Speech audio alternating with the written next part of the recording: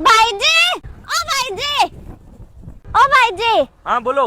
भाई जी ऊँट पर हिंडाना का कितना रुपया लो थे? सिर्फ 100 रुपये। 100 रुपया? हाँ 100 रुपया।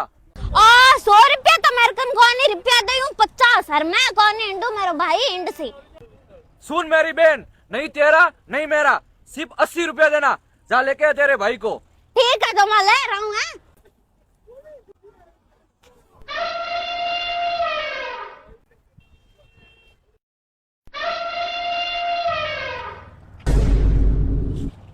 ओ बहन जी, ऊंट पे कभी हाथी को बैठे हुए दिखा है आपने?